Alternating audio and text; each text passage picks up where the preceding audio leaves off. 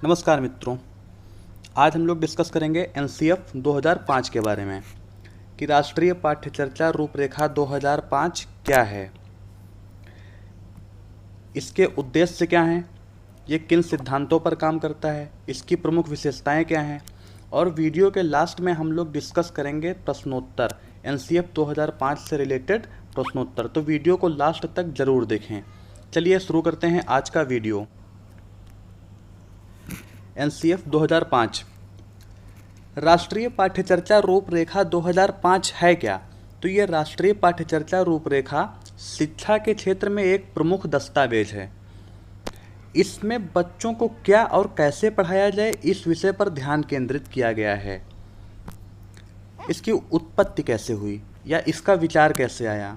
तो एनसीएफ 2005 का विचार रविंद्रनाथ टैगोर के निबंध सभ्यता व प्रगति से लिया गया है। यह विद्यालय शिक्षा का अब तक का सबसे नवीन दस्तावेज है, नवीन राष्ट्रीय दस्तावेज है। कहने का मतलब क्या है कि इसके बाद अभी तक कोई शिक्षा के क्षेत्र में राष्ट्रीय दस्तावेज नहीं बनाया गया है। अध्यक्ष कौन थे इसके? मानव संसाधन विकास मंत्रालय की पहल पर प्रोफेसर यशपाल जी की अध्यक्षता में एनसीएफ 2005 का निर्माण हुआ। एनसीएफ 2005 के प्रमुख उद्देश्य क्या हैं? चलिए देखते हैं।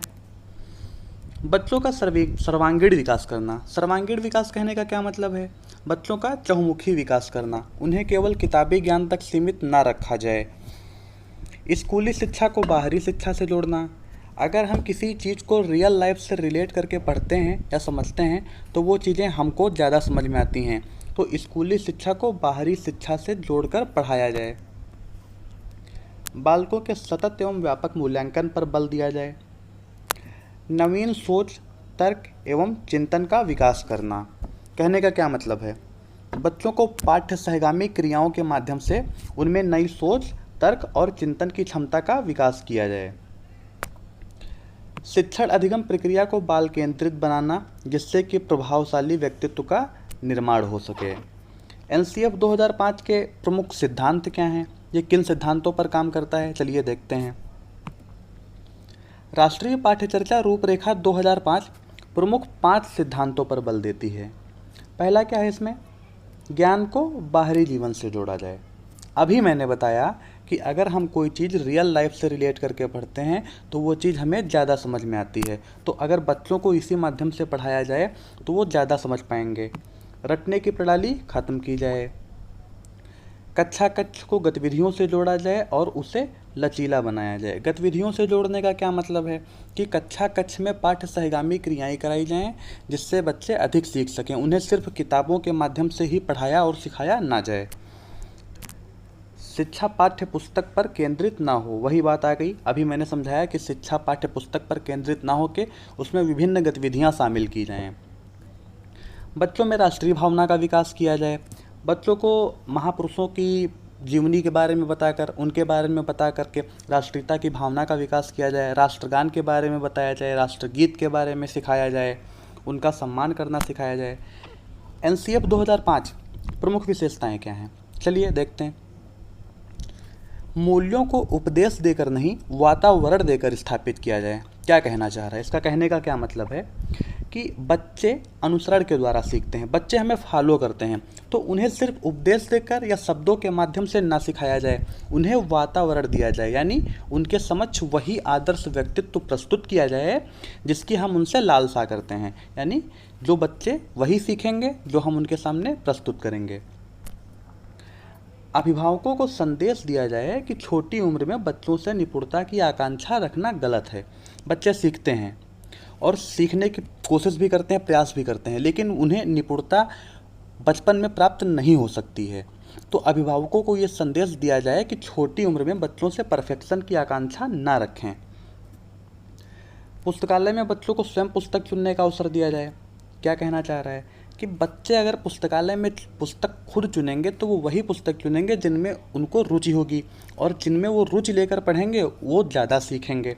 तो बच्चों को पुस्तकालय में बच्चों को स्वयं पुस्तक चुनने का अवसर दिया जाए। पुस्तकालय में बच्चों को स्वयं पुस्तक चुनने का अवसर दिया जाए। क्यों? क्योंकि बच्चे वही पुस्तक चुनेंगे जिसमें उनको रुचि होगी, और जिसमें उनको रुचि होगी उसका अधिगम स्थायी होगा। प्राथमिक स्तर पर भाषा का माध्यम मातृभाषा होना चाहिए। क्यों मातृभाषा ही क्यों? क्योंकि हम वो भाषा जो अपने चारों ओर सुन रहे हैं और जो बोल रहे हैं उसमें हमारा अधिगम ज़्यादा स्थायी होता है, उसमें चीज़ें हमको ज़्यादा समझ में आती हैं। तो प्राथमिक स्तर पर भाषा का माध्यम मातृभाषा ही होना चाहिए। सजा व पुरस्कार की भावना सीमित रखी जाए।